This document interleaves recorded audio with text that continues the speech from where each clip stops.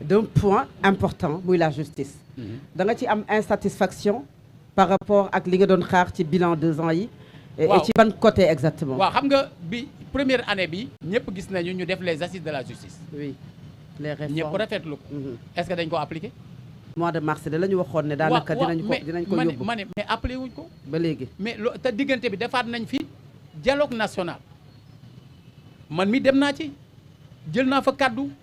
contribuer naa ci commission bi ma nekkoon ña fa nekkoon koo ci laaj dana la ko wax contribuer naa ci lu ma man ba c'est la seule commission bi ma bokkoon c'est la seule commission bu am 100% de point d'accord ñu am consensus total lan lañ ci appliqué benn lañ ci appliqué wul mais loolu nag dina tax est-ce que loolu dina tax nit sawara di demaat di wuyu ay waxtaan loolu c'est un problème loolu laay wax ni justice bi tey ji dafa am yu bëri yoo xam ne tënkoon nañ leen ay nit indi seen xalaat gannaaw bi ñu leen invité ñoom ngir seet nuñ koy doxalee ak nuñ koy gën a ñoŋalee boobaak léegi amul alors comme boobaak léegi amul da ngay gis ne ki jógoon ne dama bëgg a changer système bi mais système boobu pour nga changer ko da ngay xam luy système bi man dama wax ne depuis 2005 liggéey naa ak ay constitutionnalistes sénégalais ay juristes sénégalais ay hommes politiques sénégalais ba tënk des propositions de réformes institutionnelles 2005 publié leen le 5 octobre 2005 ñu waxtaan ci pendant une année et lors de la présidentielle de 2007 ma proposé loo xamante ne mi ngi jëm ci benn projet de charte fondamentale boo xam ne ñi gën a fës ci constitutionnalistes sénégalais ñi ngi ci woon bokk na ci ñi ko liggéey ak benn charte pour une émergence économique solidaire mais donc ça veut dire que c'est des points yoo xam ne yàgg nañ ma intéressé mooy ni ñu war a changer le système maanaam ñun dañu ci nekkoon avant ñoom ñuy ñëw alors ci biir loolu su fekkee ne doog tey dañu toog la nga doon dénoncer mooy benn parquet boo xam ne ministre de la justice la leen di jox ndigal ministre de la justice boo xam ne premier ministre koy jox ndigal premier ministre boo xam ne ndigalam bi nga war a jóge ci président bi mais à partir de ce moment là qu'est-ce qui a changé dans le système j'ai dit il nous faut aller vers la suppression du ministère de la justice pour mettre quoi là-dessus pour mettre en place un ministère chargé des relations avec les institutions xam nga tey ji am na ministère chargé des relations avec les institutions mais boo xam ne parlement rek lay gérer est-ce que xam nga ministère boobu yiliful parlement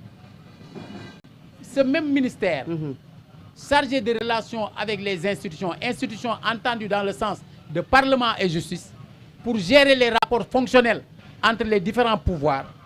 pourrait suffire amplement pour gérer diggante yooyu mais sans que gouvernement bi di jox ndigal ñi nga xam ne ñoo nekk ci parquet bi loolu lu mën a nekk la beneen bi mooy ñëpp dégg nañ ñu waxtaan fële pour que président bi ci boppam génn ci conseil supérieur de la magistrature. oui loolu lu ñu tënk la ba léegi kenn doxalu ko. alors te lu ñu war a mën a def la bëri na comme yeneen point moi je vais proposer que ñu jël l'IGE inspection générale d'État bi nga xam ne ñu bëri dañ doon toog di wax ne dañuy dem def liggéey ba noppi def ay mission de vérification financière et administrative mais ñu ni président mooy jël coom-coom teg ci ma waxoon ne nañu jël IGE jëlee ko présidence de la République yóbbu ko Cour des comptes mu nekk benn bras d'investigation de la Cour des comptes nga xam ne président de la République bu santaane ay mission publique santaane ay liggéey am na sañ-sañu saytu loolu mu santaane nan lañ ko doxale bu boobaa moom day saisir la Cour des comptes qui actionne son bras d'investigation qui est l'IGE mais rapport bi nag bu génnee bien sûr président dina ko am puisque moo ko commandité woon mais du yem ci moom day dem ci waxuma à l'Assemblée nationale de mais à chaque député puisqu'il s'agit de mission publique bu ko defee comme Cour des comptes ci boppam comme c'est un niveau de juridiction comme yor na rapport bi su constater qu'il y a commission d'infraction moom ci boppam mooy saisir procureur directement nga xam ne kenn du mën a teg sa conco loolu mooy dëgg te ñëpp xam nañ ne assemblée nationale su amul dossier bu ñu yóbbu ci yoon assemblée nationale am na possibilité mettre en place une commission d'enquête parlementaire pour gëstu benn mbir mais lii depuis 2007 maa ngi koy proposé mais justement et pourtant ci justice boobu nga xam ne yow yaa ngi koy ŋaññi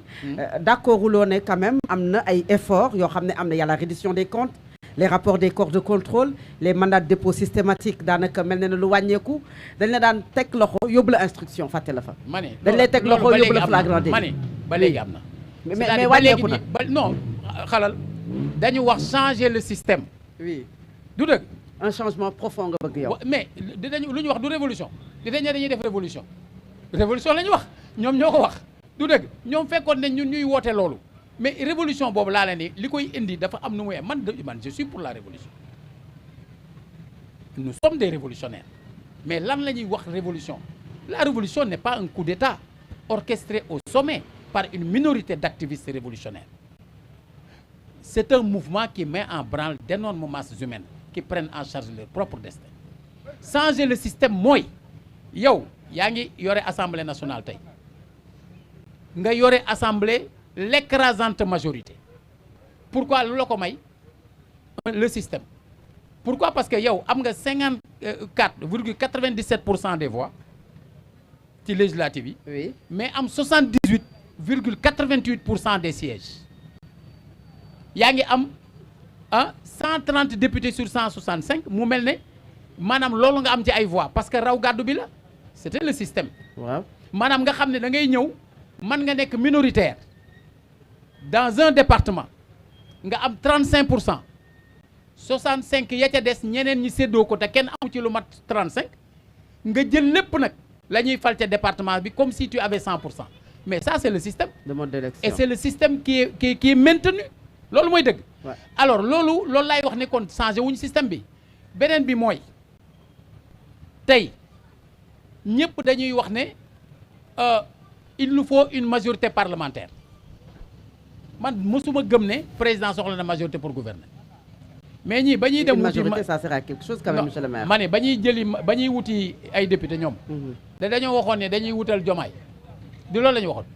ba ñuy dem ci askan lu ñu wax dañ ne fal ngeen jomaay jox leen ko majorité du dëgg parce que boobu dañ ne jomaay mooy sonko mooy jomaay mais non dañuy waxat rek man tamit damay yeggale waaw yaa ngi yeggale mais dama la wax ni li ñu waxoon waaw léegi loolu ñu waxoon tey xam nga dañu waxoon dañ koy wutal ma ni donc man dama gëm ne loolu ci système bi la bokk quel que soit nuñ ko définir c'est-à-dire le fait de dire que qu'un président dafa war a am majorité loolu ci système bi la bokk te gëmuma loolu man yaa ngi dégg c'est-à-dire que li ma gëm mooy mais monsieur le maire partout dans le monde une majorité sert à quelque chose waaw mais loolu et sert le président de la mooy République système bi amoon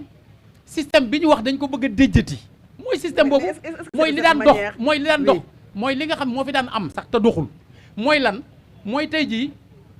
yow su fekkee da ngaa nekk président de la République oui nga am projet bu baax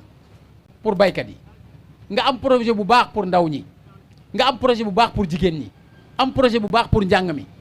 yow nga indi ko assemblée nationale projet bu baax ban député moo ñemee voter contre xam nga lu gars yi di doyee une majorité ba naan une majorité sert à quelque chose mooy def lu la neex mooy changer constitution bi heure bu la neex mooy nga mën a yóbbu nit haute cour de justice heure bu la neex mooy nga mën a dindi mbalaanu kiiraayu kenn ku nekk ku la neex c'est-à-dire que loolu la nit ñi di doyee majorité mais bu fekkee ne da nga bëgg rek yow liggéeyal askan wi te loolu rek mooy sa yitte na la leer ne projet boo manti am boo dikkee ci biir nit ñi maanaam kenn ñemewul ñu ni lii dafa baax ci baykat yi président moo ko proposé def ci communication bi ci war nga taxaw nit ñi taxaw di seetaan télé bi di la gis nga ne damay voter contre parce que bokkuñu parti et pourtant récemment la loi bi nga xam ne moo durcir les peines yi nga xamante ne moom mooy xeex borom ñaari tur yi c'est l'article 19 du code pénal qui durcit les peines de 5 ans à 10 ans d'amende de 2 millions à 10 millions am na ay députés yu taxaw ne ñoom dañu ko voté xam nga lu tax parce que góor ca wax ja fii baatu criminalisation tubaab la oui xam nga suñu kilifa yi mosoo dégg ñu tudd ko suñu kilifa yi avant avant 2022 da nga amassé des ku fi tudd ci réew mi mais ay nit pour gagner les locales de 2022 et pour gagner les législatives de 2022 ñoo jóg instrumentaliser cette question di wër ci réew mi ànd ak waa sàmm jikko yi. ay nit vous parlez de qui? mais je parle de ce qui était dans le groupe de Yewwi à l'époque. C'était l'initiative de sàmm jikko yi. waaw mais ñi nga xam ne ñoo ñi ci doon bénéficier ba pare ànd ci def ci ay communication yoo xam ne ku dem ci audio yeeg dem ci vidéo yi di nga ci jot ba doyel ñooñu ñoo jóg di wër ci réew mi di wax criminalisation ñoom ñoo ko wax parce que leer na leen yow plusieurs fois ay kilifa yi tubaab yi yu ci bëri ñëw nañ ci réew mi ay yooni yoon bëgg ko fi Macky Sall neen du fi am tant que maa ngi fi xam nga loolu dégg nañ ko mais ñooñu ñoo jóg ne loolu doyul dañoo bëgg ñu criminaliser ñoom ñoo ko doon wax léegi ñu xëy jël pouvoir bi am l'écrasante majorité à l'Assemblée nationale am tous les moyens. Macky Sall il avait coupé la poire en deux en disant que le Sénégal n'est pas encore prêt. non dama ne la loolu Macky Sall la. je rappelle aussi mais dama ne la bi Macky Sall di def loolu. ay nit a jóg pour wut nguur gi pour jël maire yi pour jël nu mu tëdd Assemblée nationale. ñoo jóg wër ne ñun buñ ñu dénkee dañuy criminaliser loolu ci nu mu gën a gaawee ci yi ñi njëkk a def la bokk loolu mooy dëgg ñu ñëw Mélenchon ñëw fi.